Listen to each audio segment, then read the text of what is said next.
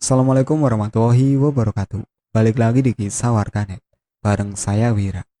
Kali ini saya akan membawakan cerita yang berjudul Hantu-hantu di Kosan. Cerita ini ditulis oleh akun Facebook yang bernama Andri. Jadi untuk teman-teman yang penasaran dengan cerita ini, tonton sampai akhir dan tak usah lama-lama lagi. Kita masuk ke ceritanya.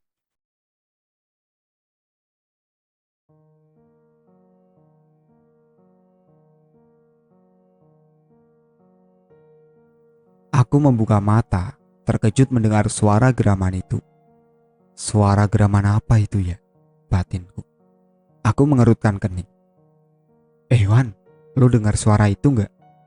Tanyaku pada temanku yang bernama Ridwan. Tapi aku terenyah.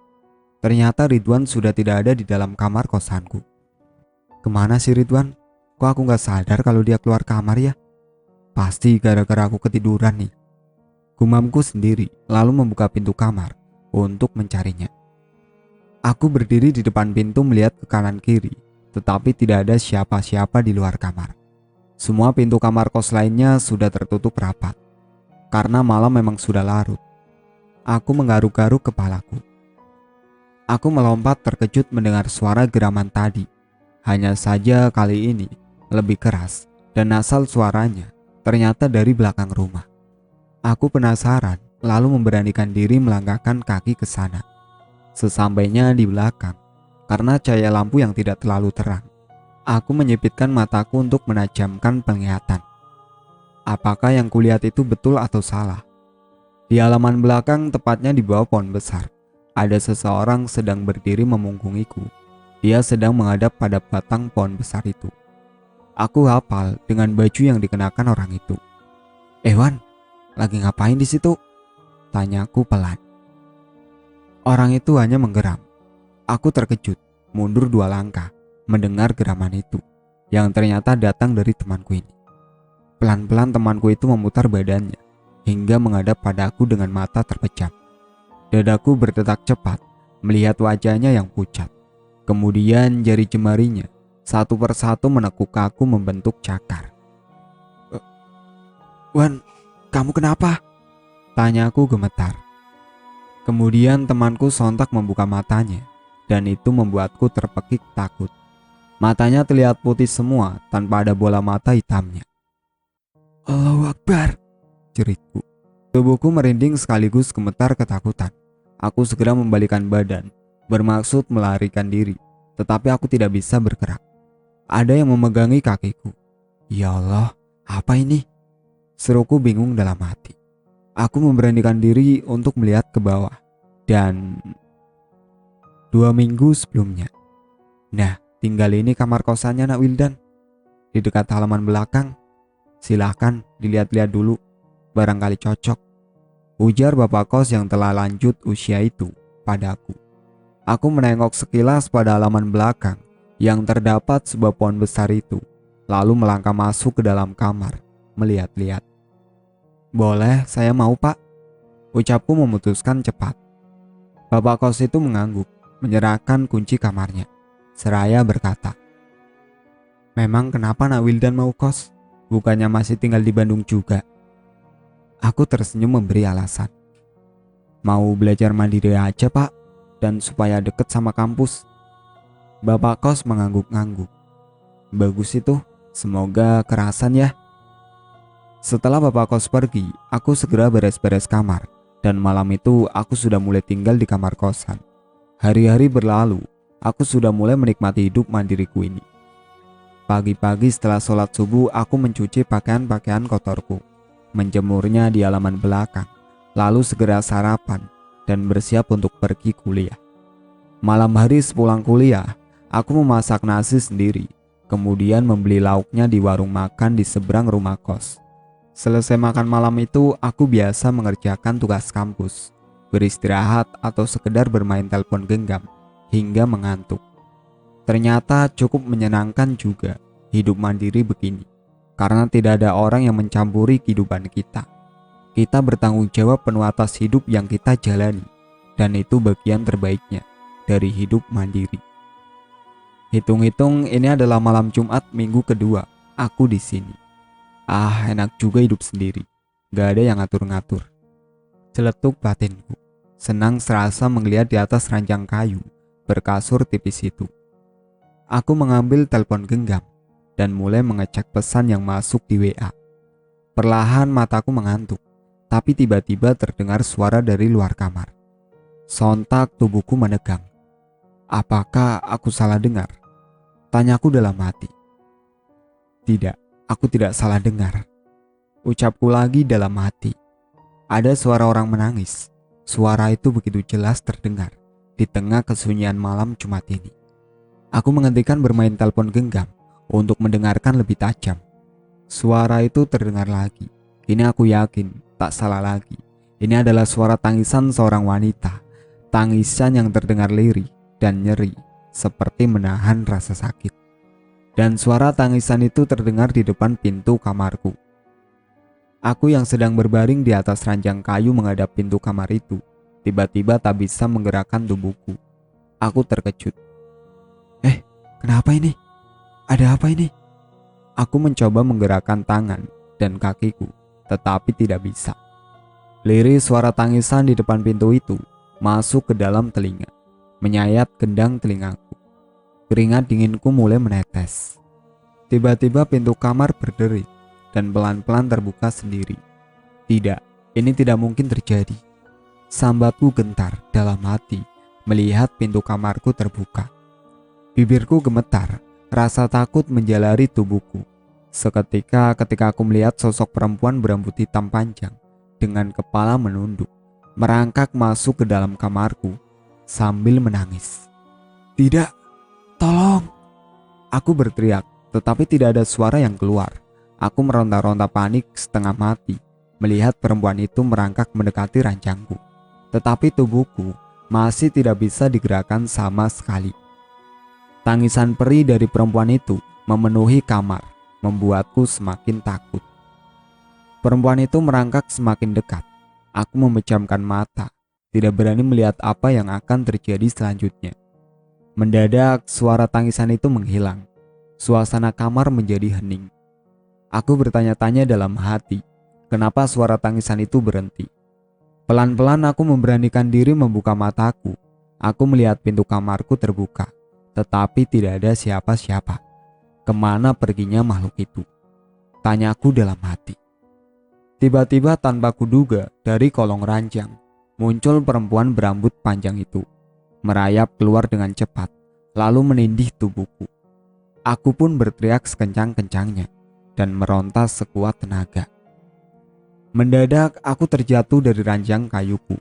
Dadaku berdebar dengan keringat membasahi dahi, juga punggungku.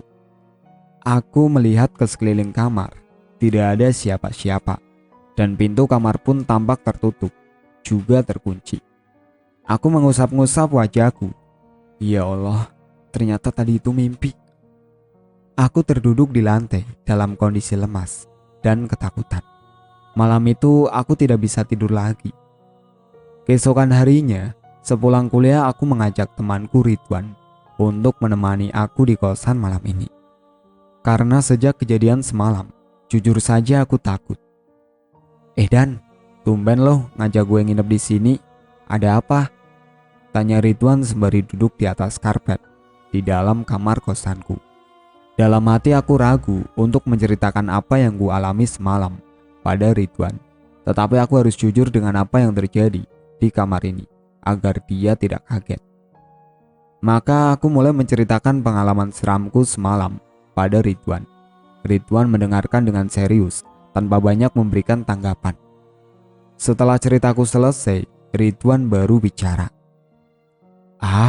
Tapi itu kan hanya mimpi Dan, saut Ridwan. Bener, itu mimpi Wan. Tapi kayak asli, sampai gue gak bisa gerakin badan, gak bisa keluar suara. Padahal gue udah teriak sekencang-kencangnya, balasku. Ridwan tertawa. Makanya jangan percaya sama yang mistis-mistis, jadi kebawa mimpi. Gak ada itu yang gaib-gaib. Tapi bukannya kita memang harus percaya sama hal gaib Wan, gilaku.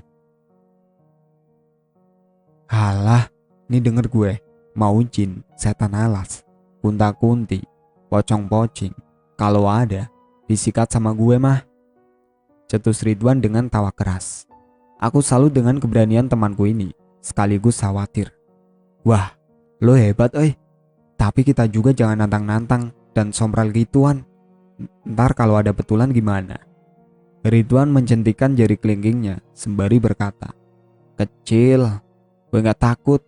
Kalau ada poci, gue jadiin guling.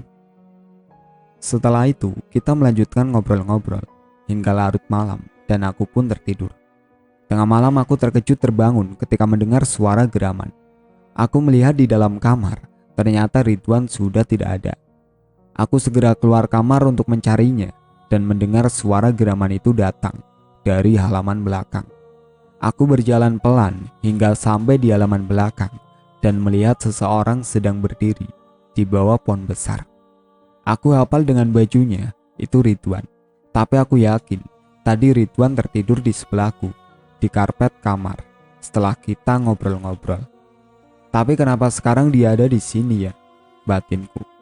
Aku memanggilnya dan ketika Ridwan membalikan tubuhnya, sembari menunjukkan gerakan-gerakan aneh, apalagi setelah membuka matanya, aku pun menjadi takut. Wajah Ridwan menjadi lebih pucat dan matanya putih semua. Allahu Akbar, jeritku melihat itu. Tubuhku merinding sekaligus gemetar. Aku segera membalikan badan, bermaksud melarikan diri, tetapi aku tidak bisa bergerak.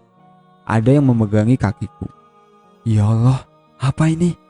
Seruku bingung dalam hati. Aku memberanikan diri untuk melihat ke bawah dan terlihat sepotong tangan yang berlumuran darah sedang memegangi kakiku. Ya Allah, begitu. Kakiku tidak bisa digerakkan.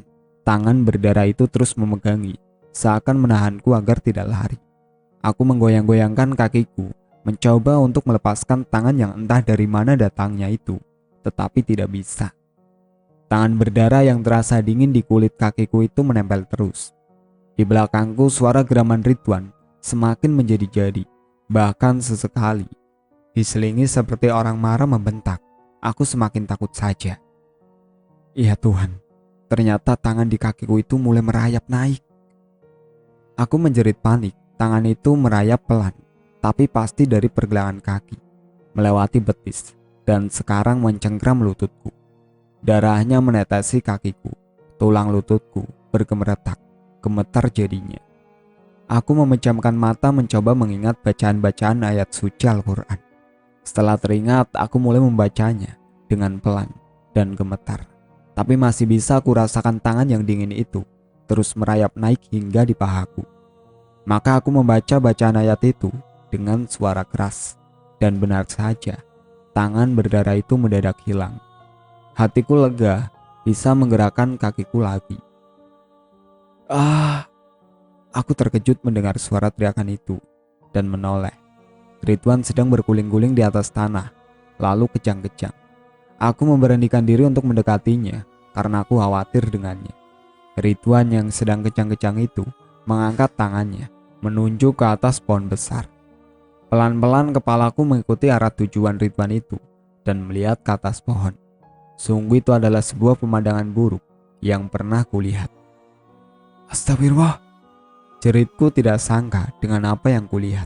Ternyata ada pocong di atas pohon itu. Setelah aku selesai bercerita, barulah semua orang paham kenapa hal tadi bisa terjadi. Bapak kos geleng-geleng menepuk-nepuk bahu Ridwan sembari menasehatinya. Makanya Ridwan, jangan sompral, jangan nantang-nantang. Makhluk gaib itu pasti ada. Allah yang menciptakannya juga. Kita tidak boleh sombong. Hidup berdampingan saja, asalkan tidak saling mengganggu. Ridwan mengangguk, meminta maaf lalu menundukkan kepalanya, mendengarkan wejangan itu. Aku menghela nafas lega, bersyukur tidak terjadi hal yang tidak diinginkan pada temanku ini. Kemudian aku penasaran apakah pocong itu masih ada atau tidak. Maka aku mendongakkan kepalaku melihat ke atas pohon. Ternyata pocong itu sudah tidak ada. Aku menghela nafas lega lagi. Malam ini aku mendapatkan pelajaran dari kejadian yang menimpa Ridwan, yaitu untuk tidak sompral dan menantang makhluk gaib. Itulah akhir ceritanya. Sekian dari saya. Wassalamualaikum warahmatullahi wabarakatuh.